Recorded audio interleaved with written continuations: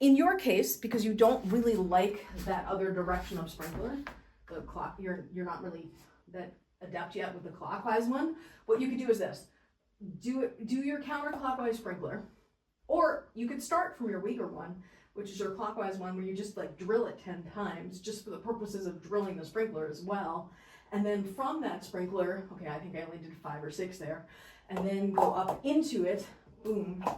And then you could just tap on this side to go back the other way to the sprinkler to keep drilling the sprinkler so that you actually get more comfortable with it, and then tap, drill, spiral, tap. And that'll have you focus on just, and you could do that just with one direction at a time. And then you could do it the other way as well, where you're in, this would be your preferred direction, where you're doing your sprinkler this way.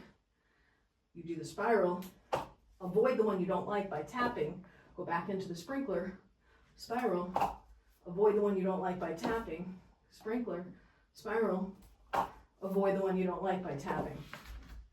So everything that we did with the turn, you could do from static as well, which helps you develop another set of skills. I mean, neither is more right or more wrong, but you know how I like you to have flexibility and the ability to go into it all the different ways. That would be a super useful drill for you as well. I know you love your corkscrews. I would start off in your weaker direction, which is your clockwise. So you're in your clockwise corkscrew, and then how I'm doing it to get into it comfortably is I'm letting this one stay up here and bringing the other one around the back.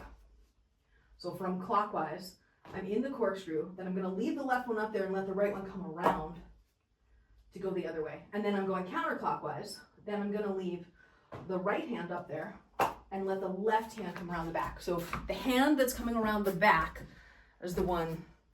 I guess the way I would think about it is, when you're doing a counterclockwise pinwheel, your right hand leads in your extension.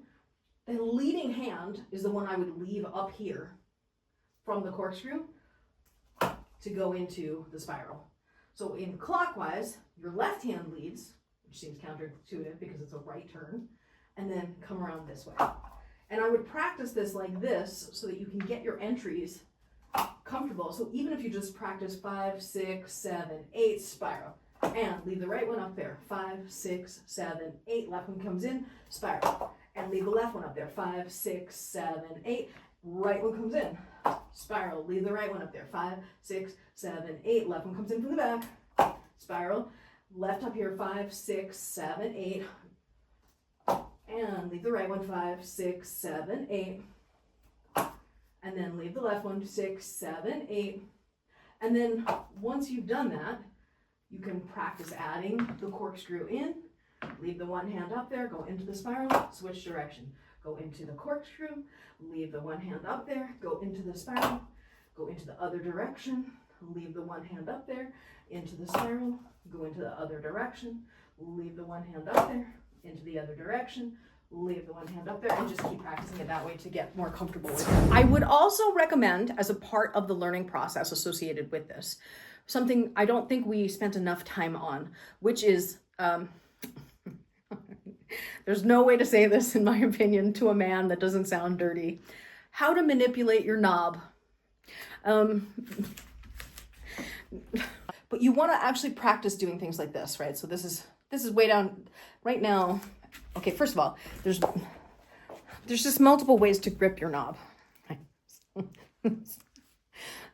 So sometimes you just want it between these two fingers, but notice the knob is behind the two fingers, right? Sometimes you want to actually be grabbing on the knob, but sometimes you really want to be grabbing onto the knob, right? But sometimes you just want it like between your fingers casually, but sometimes you really want to feel like you're holding onto it. You want to be able to, while you're spinning, move between everything that you just saw me do, right? So I'm moving between all of these, and and more as part of my practice. Knob manipulation while spinning in both directions on all planes with each hand individually will help you with this, because right now you're only accustomed to doing that one way that you grip, and it just so happens that your particular grip is a very contracted grip because you do this with your palm. So I'm inviting you to practice so that you can have a more open hand.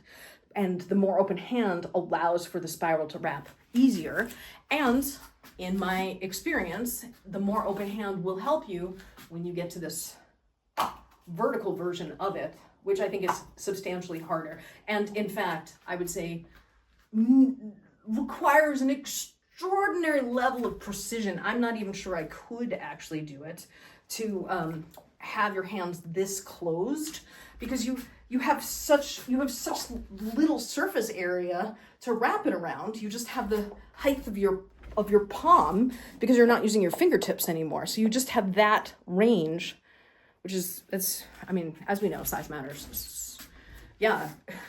I'm inviting you to practice opening your hand while you manipulate your knob.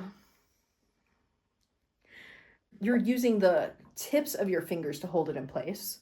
What I'm using when I do it is, this is being held in place by my thumb.